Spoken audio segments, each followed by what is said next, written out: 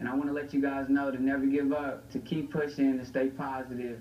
If Karma ever wanted to make a commercial, Arthur Renowitsky might make a good pitchman. You know, it's tough, but it gets better with time. For what better way to explain what happened to Arthur last month than a good turn after so many good deeds? Life is short.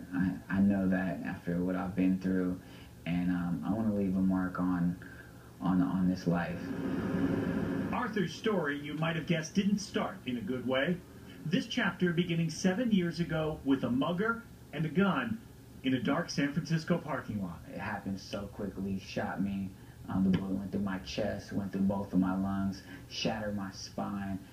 Arthur awoke a month later to a future in a wheelchair, one that looked bleak for this lifelong athlete. You know, I didn't know how to take it. I didn't know what a spinal cord injury was. I didn't know what being paralyzed was. I never had a friend that was in a chair. Arthur says he went into a dark place, only to be pulled out, not just by family and friends, but the companionship of a toy poodle named Love. Without Love, I wouldn't be where I'm at.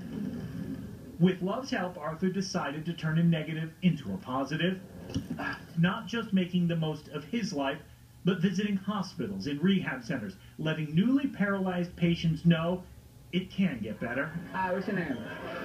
Priscilla, nice to meet you. Through his Life Goes On project, Arthur will speak to any group open to hearing the story of overcoming obstacles.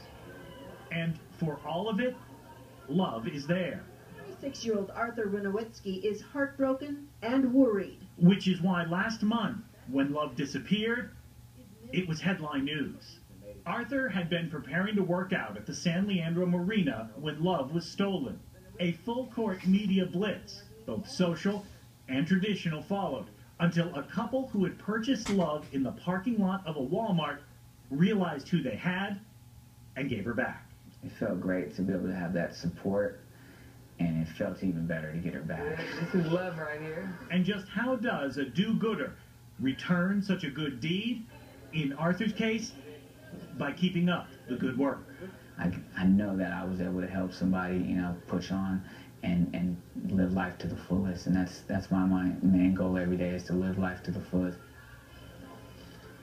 He said it, Raj. You can't see Love and not smile, and the dog is a great icebreaker. When Arthur's going to go into some pretty tense situations with people who've got a lot to deal with, the dog acts as an icebreaker, and the two of them can start communicating, and Arthur can share his story about, yeah, it looks bad right now, but I was able to get through this, to get through the other side, and you can too. Arthur and Love spreading the love. Yes. Thanks, Garvin. I want to get back to our breaking news now.